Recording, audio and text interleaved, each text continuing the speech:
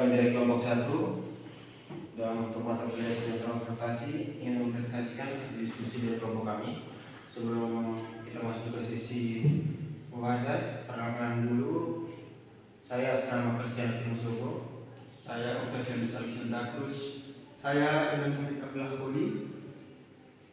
Kita masuk ke pembahasan. Yang pertama, analisis kapasitas jalan. Berikut adalah beberapa elemen utama dalam analisis kapasitas jalan, termasuk faktor yang mempengaruhi serta maksud, tujuan, dan fungsi dari analisis tersebut. Yang pertama, elemen utama dalam analisis kapasitas jalan, yaitu volume jalan. Jumlah kendaraan yang meliputi jalan persatuan waktu, misalnya kendaraan per jam. Volume lalu lintas sangat penting dalam menentukan tingkat pelayanan atau level of service jalan. Yang kedua, berikutnya kecepatan arus. Kecepatan rata-rata kendaraan di jalan yang dipengaruhi oleh kondisi jalan dan arus lalu lintas.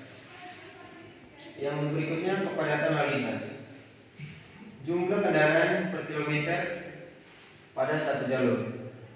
Tingkat kepadatan mencerminkan sejauh mana jalan tersebut dapat menampung kendaraan tambahan. Yang kedua, faktor-faktor yang mempengaruhi kapasitas jalan. Pertama, lebar jalan dan jumlah jalur. Lebar jalan dan jumlah lajur sangat mempengaruhi kapasitas jalan. Semakin banyak lajur, semakin besar pula kapasitasnya. Berikutnya, geometri jalan. Geometri jalan meliputi kondisi tikungan, tanjakan, dan turunan jalan. Dengan geometri yang rumit akan memiliki kapasitas jalan lebih rendah. Berikutnya, jenis kendaraan. Kombinasi jenis kendaraan seperti sepeda motor, mobil, dan truk mempengaruhi kapasitas karena masing-masing jenis kendaraan memiliki dimensi dan perlakuan berbeda. Berikutnya, faktor penyeberangan. Keberadaan zebra cross, rambu-rambu lalu lintas penyeberangan, dan fasilitas lainnya dapat menurunkan kapasitas karena memperlambat arus kendaraan. Yang berikutnya, hambatan. Hambatan termasuk aktivitas di sekitar jalan, parkir di pinggir jalan, dan pendistrian yang menyeberang yang dapat mengurangi kecepatan dan kapasitas jalan. Maksud dan tujuan analisis kapasitas jalan. Yang pertama, menentukan tingkat pelayanan jalan. Analisis kapasitas membantu menentukan level service yang menunjukkan kualitas arus jalan. Ini penting untuk evaluasi kinerja jalan. Berikutnya, perencanaan dan pengembangan infrastruktur. Analisis kapasitas jalan menjadi dasar untuk merencanakan perluasan jalan, penambahan lajur, atau pembangunan jalan baru. Berikutnya, pengaturan lalu lintas dan keamanan. Membantu dalam merancang sistem lalu lintas, pemasangan rambu-rambu, dan pengelolaan untuk meningkatkan keselamatan dan kenyamanan pengendara. Yang keempat, fungsi dari analisis kapasitas jalan. Evaluasi efisiensi lalu lintas. Menilai apakah suatu ruas jalan sudah mendekati atau melewati kapasitas maksimumnya. Berikutnya, mengambil keputusan kebijakan. Menyediakan data untuk mendukung keputusan dalam pengembangan transportasi dan alokasi anggaran. Yang berikutnya, menentukan kelayakan pembangunan. Analisis ini digunakan untuk memeriksa apakah apakah fasilitas tambahan, misalnya jembatan atau simpang, akan meningkatkan atau memperbaiki kapasitas jalan. Analisis kapasitas jalan membantu perencana dalam mengelola transportasi untuk memahami batas-batas operasional jalan serta mengambil tindakan yang tepat untuk menjaga kelancaran dan keamanan lalu lintas.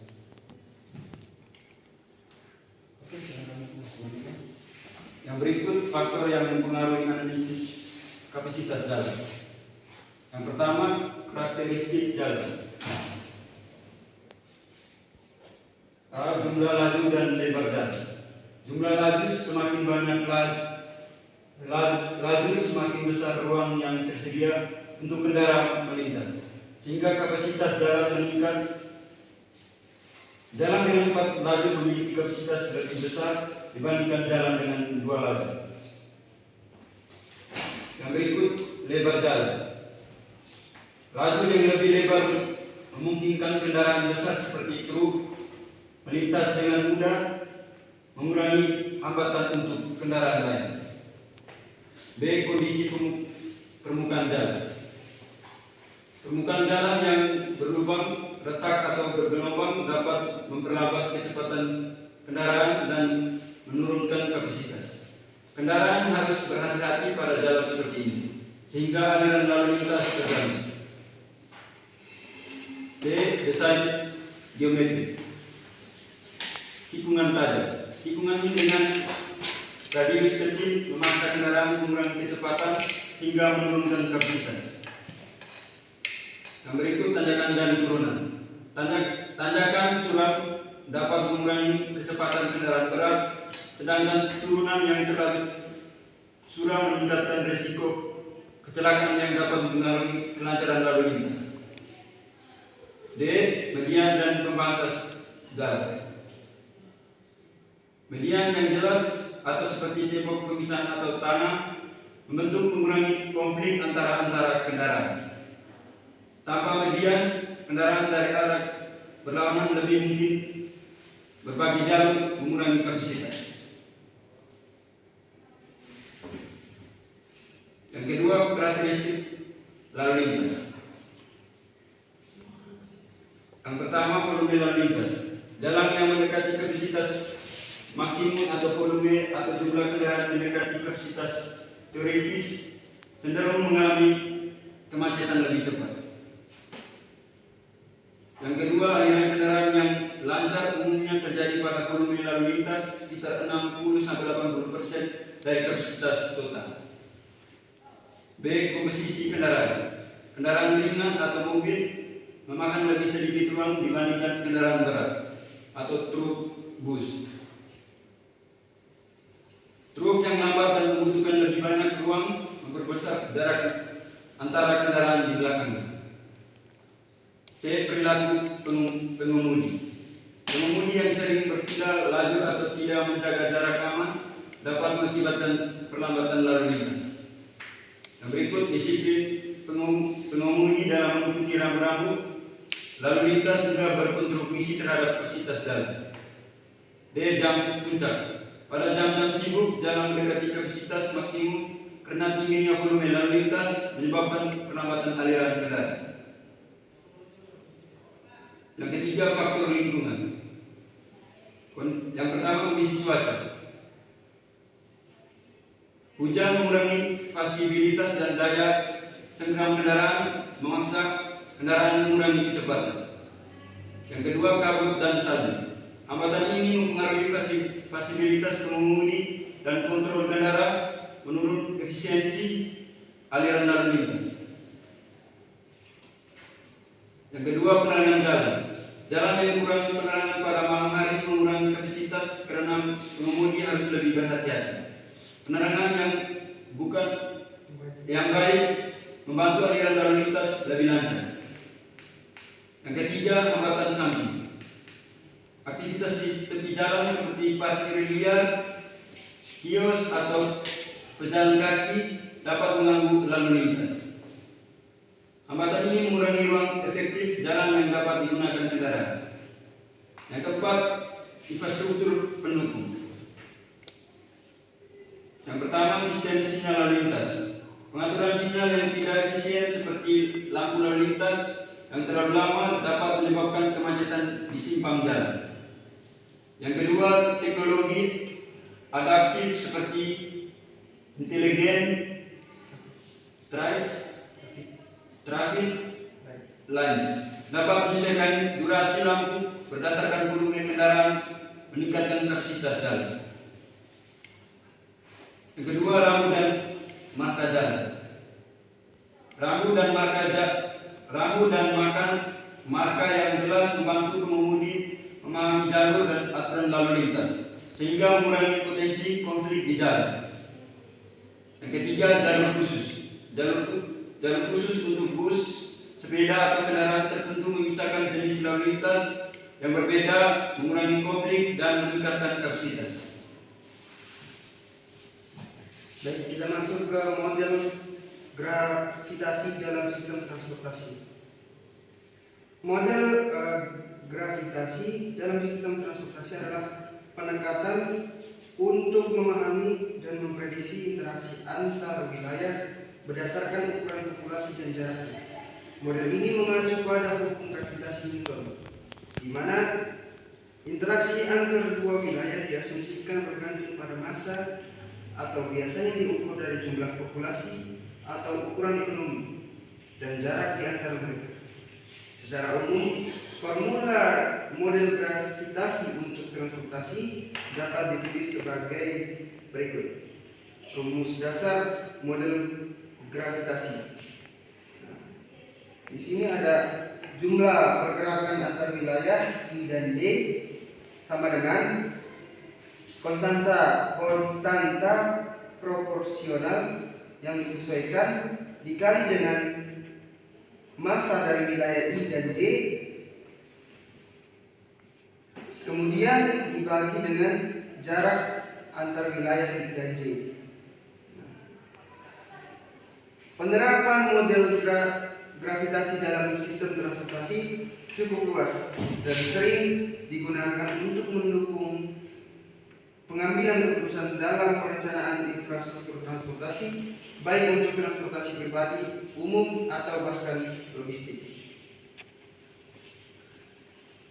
1. Perjalanan A1, perjalanan antar kota. Model gravitasi membantu memprediksi jumlah perjalanan antar dua kota atau daerah. Antara lain, daya tarik dapat berupa populasi, aktivitas ekonomi, atau daya tarik wisata di dua kota tersebut. Yang kedua, ada hambatan, bisa berupa jarak fisik, waktu perjalanan, atau biaya transportasi. Nah, yang kedua ada distribusi barang dan logistik. Model ini sangat berguna untuk perusahaan logistik atau pemerintah dalam menentukan jalur distribusi. Daya tariknya populasi penerima barang atau kebutuhan logistik. Hambatan, jarak geografis dan biaya pengiriman. 3. Pemilihan lokasi pusat ekonomi. Dengan mengetahui potensi aliran orang atau barang antar wilayah, model gravitasi dapat membantu memutuskan lokasi optimal untuk fasilitas seperti pusat perbelanjaan dibangun di area dengan banyaknya penduduk sekitar dan aksesibilitas yang tinggi. Zona industri dekat dengan sumber bahan baku atau konsumen utama. 4. Pemilihan lokasi transportasi. Model gravitasi membantu merancang lokasi fasilitas transportasi berdasarkan prediksi aliran manusia atau barang. Bandara atau pelabuhan menyesuaikan dengan aliran penumpang atau barang. Stasiun kereta atau terminal bus berdasarkan lokasi dengan potensi pergerakan tinggi. Contoh penerapan model gravitasi di kota besar untuk mengoptimalkan rute transportasi umum. Surabaya sebagai kota terbesar kedua di Indonesia menghadapi tantangan transportasi yang meliputi kemacetan di kawasan pusat kota dan kebutuhan akan sistem transportasi umum yang lebih terintegrasi. Penerapan model gravitasi dapat digunakan untuk mengoptimalkan rute transportasi umum di Surabaya dengan langkah-langkah sebagai berikut. 1. Analisis titik penggugat dan penawaran perjalanan. Dalam konteks Surabaya, titik asal atau sumber. Kawasan-kawasan yang menjadi pusat organisasi dengan populasi padat seperti Rungkut, Kanjeran, dan Wonokromo. Titik tujuan Tujuan pusat kegiatan ekonomi, pendidikan, dan pemerintahan seperti kawasan Tunjungan, Gubeng, Wiyung, atau Jumur Sari. Data yang dikumpulkan meliputi 1. Populasi per wilayah. Wilayah dengan populasi yang besar biasanya menghasilkan permintaan perjalanan yang lebih tinggi. 2. Strategi lokasi. Misalnya jumlah kunjungan ke pusat hiburan, Tunjungan Plaza, Terminal Purwoboyo, atau universitas seperti ITS dan Universitas Erlangga. 3. Pola waktu perjalanan. Waktu sibuk di pagi hari sekitar jam 6 sampai 9 pagi, dan di sore hari sekitar jam 4 sampai jam 7 malam. Sangat penting untuk diidentifikasi. 4. Karakteristik moda transportasi yang digunakan, seperti penggunaan Surabaya Bus, sepeda motor, atau angkutan kota. Dengan rumus model gravitasi dapat dihitung. Misalnya, kawasan dengan populasi tinggi seperti Rungkut memiliki intensitas perjalanan tinggi untuk bisnis di Gubeng. Dengan metode ini, perencanaan rute bisa lebih tepat sasaran. 2. Penentuan rute transportasi. Rute transportasi di Surabaya dapat dioptimalkan berdasarkan rute utama, jalur perjalanan yang sering digunakan seperti Wonokromo ke pusat kota atau dari Rungkut ke Gubeng. Efisiensi jalan tempuh, jalur yang menghubungkan dua titik secara langsung atau melalui koridor yang efisien. Contoh, optimalisasi Surabaya Bus, penambahan jalur bus atau frekuensi keberangkatan pada rute dengan intensitas tinggi. Jalur baru, misalnya jalur khusus untuk kawasan perumahan baru di Lakar Santri menuju pusat kota.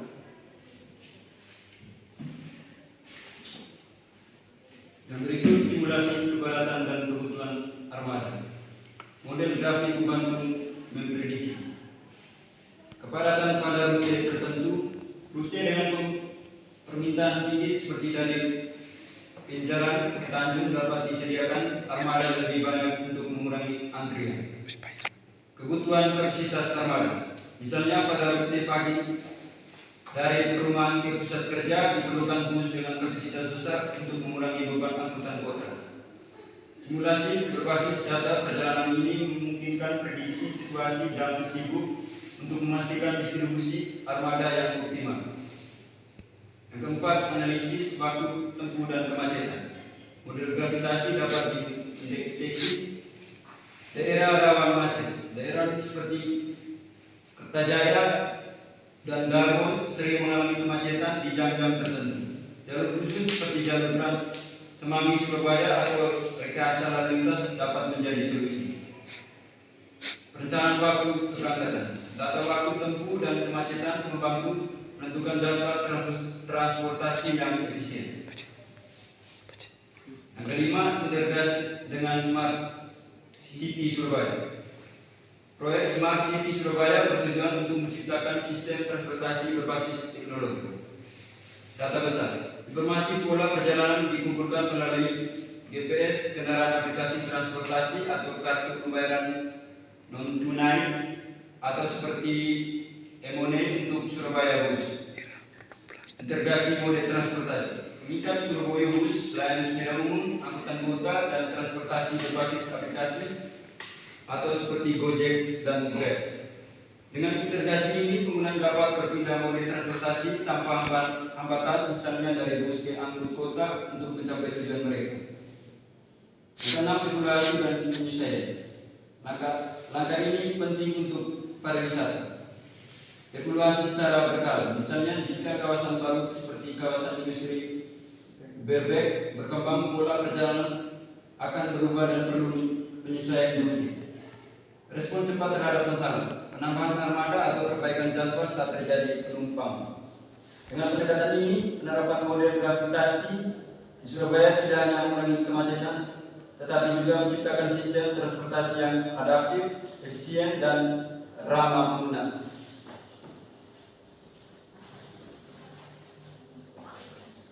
Berikan contoh penerapan model gravitasi di Kota Maumere Kabupaten Singkil untuk mengoptimalkan rute transportasi umum.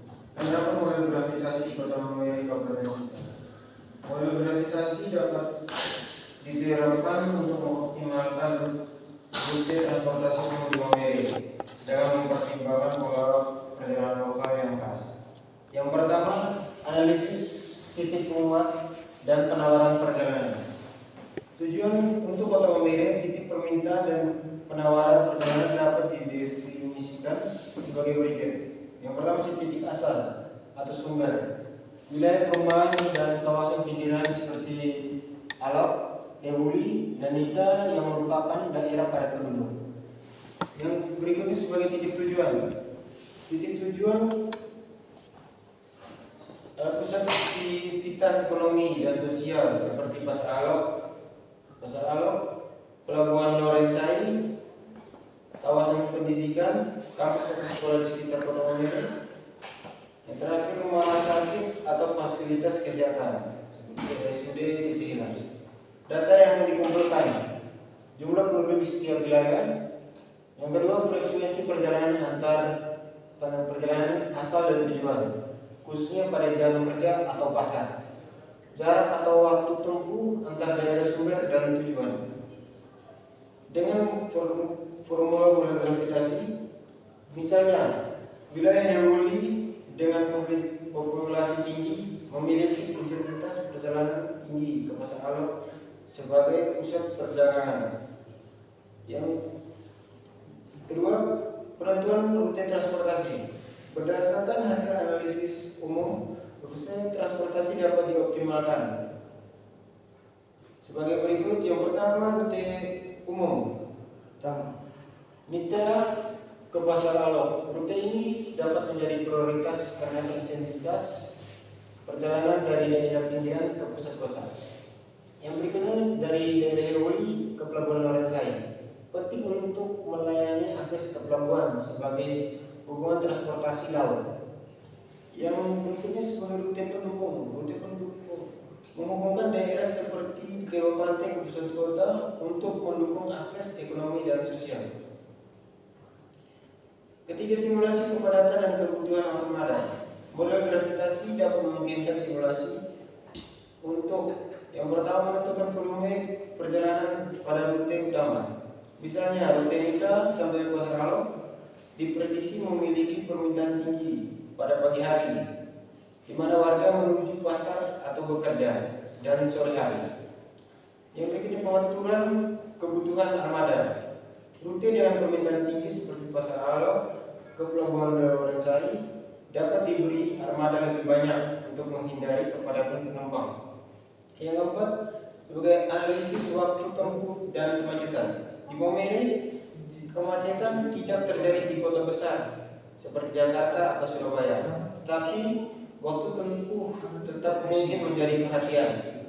Model gravitasi dapat membantu. Yang pertama, mengidentifikasi rute tercepat, misalnya mengatur jalur Nita ke Pasar Alok melalui jalan utama untuk mengurangi waktu perjalanan. Yang kedua, menghindari konflik lalu lintas. Jalur alternatif dapat dirancang untuk wilayah dengan lalu lintas lebih lambat seperti Pasar Alok saat pagi hari. Integrasi dan pengembangan daerah. Maumere terus berkembang menjadi kota kecil dengan potensi pariwisata seperti akses ke Taman Laut Teluk Maumere dan Desa Sika. Model gravitasi dapat digunakan untuk yang pertama, merencanakan rute pariwisata. Misalnya, rute dari pusat kota ke lokasi wisata seperti Pantai Berhubing atau Kampung Sika. Yang kedua, penanda daerah pinggiran seperti rute antara Pelabuhan Lorenzai, katakan seperti wilayah pedalaman untuk memudahkan distribusi barang dan penumpang. Yang keenam, sebagai evaluasi dan penyesuaian. Evaluasi dilakukan secara berkala dengan menggunakan data real time seperti data penumpang harian, di mana jumlah pengguna transportasi umum pada setiap rute. Yang kedua, perubahan pola perjalanan. Misalnya jika muncul kawasan perumahan baru, rute baru dapat direncanakan. Yang ketiga, sebagai feedback masyarakat, menyesuaikan kebutuhan armada dan jadwal berdasarkan masukan pengguna. Contoh rute transportasi yang dioptimalkan dari rute utama yaitu Hewuli ke Pasar Alo ke Pelabuhan Lorenzai. Rute pendukung dari Nita ke Pasar Alo, dari Pasar Alo ke kawasan pendidikan. Dan terakhir rute wisata dari Kota Momere ke Taman Laut Teluk Momere sampai ke Desa Sika. Dengan pendekatan ini, penerapan model gravitasi di Momere dapat meningkatkan efisiensi transportasi umum, mendukung aksesibilitas masyarakat, dan mendorong perkembangan ekonomi di daerah. Baik, kita masuk ke simulasi lalu lintas dan permodelan transportasi mikro. Permodelan mikro berarti simulasi ini dilakukan pada tingkat individu. Artinya setiap kendaraan pengemudi dan elemen lingkungan dianggap sebagai unit terpisah dengan perilaku pengemudi. 1. Fungsi simulasi lalu lintas mikro. A. Perencanaan transportasi. Menganalisis kebutuhan jalan baru dengan menggunakan simulasi lalu lintas, perencana transportasi dapat memodelkan kondisi lalu lintas saat ini dan memprediksi bagaimana kondisi tersebut akan berubah seiring waktu. Memahami dampak pertumbuhan populasi terhadap permintaan transportasi. Sebuah model transportasi mikro dapat digunakan untuk memprediksi perubahan pola perjalanan berdasarkan proyeksi pertumbuhan penduduk, pembangunan daerah baru, dan perubahan pola kehidupan. B. Optimalisasi sistem lalu lintas. Lampu lalu lintas dengan simulasi lalu lintas, perangkat lunak dapat menganalisis dan mengoptimalkan pengaturan lampu lalu lintas untuk mengurangi waktu tunggu dan meminimalkan kemacetan. Rekayasa lalu lintas. Dalam simulasi lalu lintas, rekayasa lalu lintas digunakan untuk menilai efektivitas penerapan kebijakan lalu lintas seperti jalur satu arah, mengapi jalan, atau penggunaan jalan alternatif untuk mengurangi kemacetan dan meningkatkan arus kendaraan di jalan-jalan utama. C. Evaluasi dampak kebijakan. Dampak penerapan kebijakan ganjil genap. Simulasi lalu lintas dapat digunakan untuk menilai efektivitas kebijakan ganjil genap dengan mengurangi kepadatan lalu lintas dan kemacetan, dengan memodelkan skenario lalu lintas sebelum dan setelah penerapan kebijakan tersebut. Dapat dijelaskan apakah kebijakan tersebut benar-benar berdampak pada pengurangan volume kendaraan dan peningkatan kelancaran lalu lintas. Simulasi pengenaan tarif jalan atau road pricing. Pengenaan tarif jalan adalah kebijakan yang sering digunakan untuk mengurangi kemacetan dan meningkatkan pendapatan untuk memelihara infrastruktur. Simulasi dapat digunakan untuk memodelkan bagaimana pengenaan tarif pada jalan tertentu, seperti jalan tol atau kawasan pusat kota, dapat mempengaruhi pola perjalanan volume lalu lintas serta distribusi kendaraan. D. Desain infrastruktur. Uji coba virtual terhadap desain infrastruktur. Simulasi dapat digunakan untuk menguji desain infrastruktur baru seperti jalur sepeda, halte angkutan umum, atau perubahan tata letak jalan. Misalnya desain jalur sepeda dapat diuji dengan melibatkan interaksi antar sepeda dan kendaraan bermotor di jalan yang sama, mengidentifikasi potensi konflik dan menemukan solusi untuk meningkatkan keselamatan. Analisis kapasitas kesadaran. Analisis kapasitas kendaraan di kawasan tertentu. Pemodelan ini memungkinkan perencanaan untuk menganalisis kapasitas jalur atau kawasan tertentu dalam menampung jumlah kendaraan yang diprediksi. Misalnya dengan menggunakan simulasi dapat memprediksi titik-titik kemacetan potensial atau kapasitas jalan yang sudah terlampau, serta bagaimana perbaikan infrastruktur atau pengaturan lalu lintas dapat mengatasi masalah tersebut. Keamanan dan lingkungan.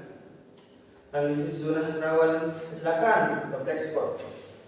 Dengan menggunakan simulasi lalu lintas dan data kecelakaan perencanaan dapat memetakan titik rawan kecelakaan atau black spot.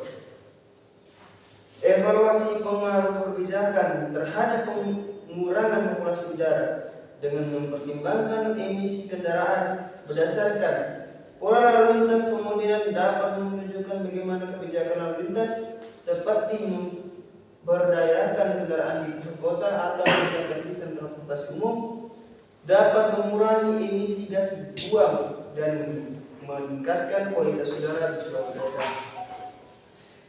Yang kedua, termasuk tujuan. A. Pengambilan keputusan berbasis data. Pemodelan transportasi mikro dapat membantu pembuatan kebijakan membuat keputusan yang lebih tepat dengan menyediakan data yang dapat diuji pada skenario tertentu. B. Efisiensi operasional. 1. Mengurangi waktu perjalanan rata-rata. Pemodelan lalu lintas dapat mengidentifikasi bagian-bagian dari jaringan jalan yang menyebabkan kemacetan. 2. Mengurangi konsumsi bahan bakar. Kemacetan lalu lintas yang parah dapat menyebabkan konsumsi bahan bakar yang lebih tinggi karena kendaraan sering berhenti dan melaju perlahan. Dengan simulasi dapat identifikasi pola lalu lintas yang menyebabkan konsumsi bahan bakar berlebih dan intervensi yang tepat seperti pengaturan sinyal lampu lalu lintas atau perbaikan jalan.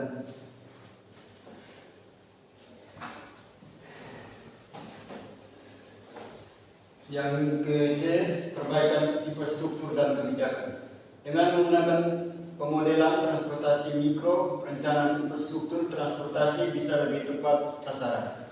Sebagai contoh, proyek jalan baru, pembangunan jembatan, atau perubahan rute angkutan umum dapat direncanakan berdasarkan analisis data lalu lintas yang ada.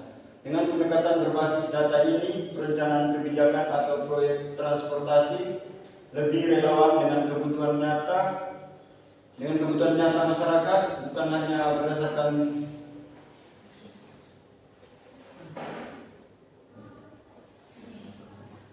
asumsi atau perkiraan.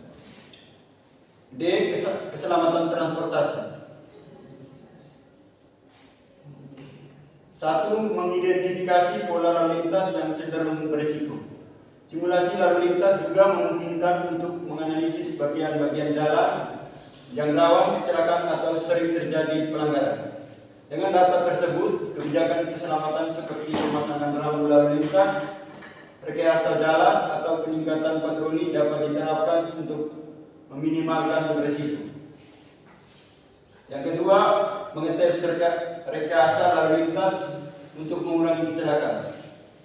Pemodelan memungkinkan pengujian berbagai rekayasa lalu lintas atau misalnya pengaturan ulang jalur, lampu lalu lintas, atau pembatasan kecepatan untuk melihat apakah perubahan tersebut dapat menurunkan tingkat kecelakaan tanpa mengganggu kelancaran lalu lintas secara signifikan.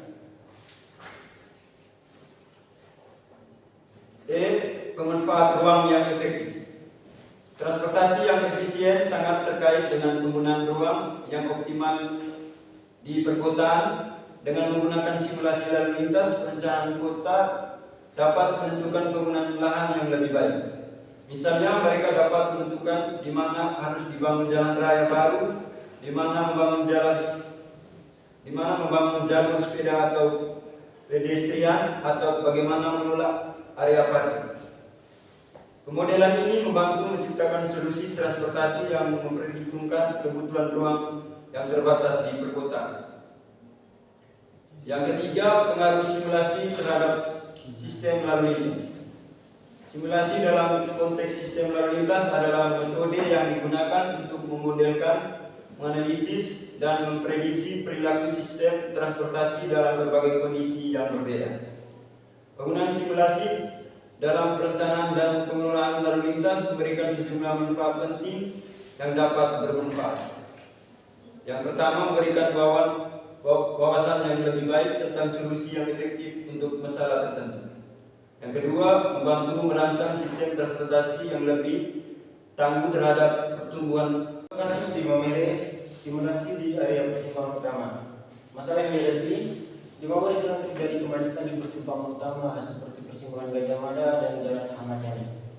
Penyebabnya kurangnya jalur khusus untuk kendaraan belok atau lurus, konflik antar kendaraan seperti truk dan kendaraan kecil, aktivitas pasar atau pedagang kaki lima di sekitar jalan, refleksi ruang kendaraan.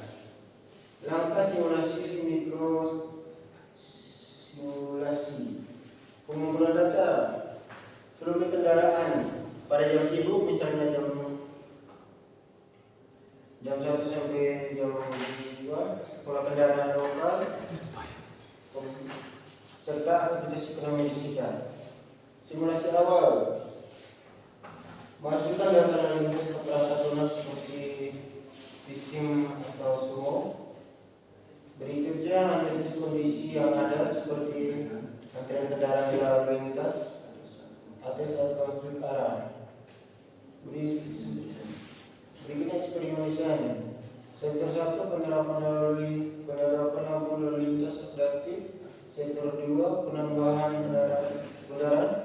Sektor 3 penambahan jalur khusus dan penambahan jalan. Hasil simulasi, kondisi ada kemacetan signifikan ketika aktivitas pasar meningkat. Waktu tempuh kendaraan meningkat hingga 30% saat sibuk. Desain ulang tahun yang diuji. Skenario 1 lalu lintas relatif mengurangi antrian hingga 20%. Skenario kendaraan mengurangi arah konflik tetapi membutuhkan ruang lebih besar sehingga kurang cocok di area pasar. Skenario 3 penambahan jalur khusus belok kanan mengurangi konflik kendaraan lurus hingga 35%. Rekomendasi desain ulang yang efektif di Mamere. Yang pertama, penambahan jalur khusus. Sisakan jalur untuk kendaraan belok kanan di persimpangan utama. Tambahkan penghalang jalur untuk mengarahkan arus kendaraan dengan jelas. Yang kedua, optimalisasi lampu lalu lintas. Gunakan sistem lalu lintas adaptif di persimpangan untuk menyesuaikan durasi dengan volume kendaraan. Yang ketiga, zona pejalan kaki dan penataan pasar. Pedagang kaki lima menjauh dari bahu jalan untuk meningkatkan kapasitas jalur. Tambahan trotoar aman untuk pejalan kaki. Yang keempat, kendaraan mini di persimpangan kecil. Gunakan kendaraan mini persimpangan yang tidak memiliki aktivitas pasar untuk memperlancar arus kendaraan. Yang kelima, manajemen kendaraan berat atau jadwal operasi truk logistik di luar jam sibuk untuk mengurangi kepadatan. Ya, sekian presentasi dari kelompok kami. Apabila ada kesalahan atau kekurangan dalam presentasi ini, kami dari kelompok 1 mengucapkan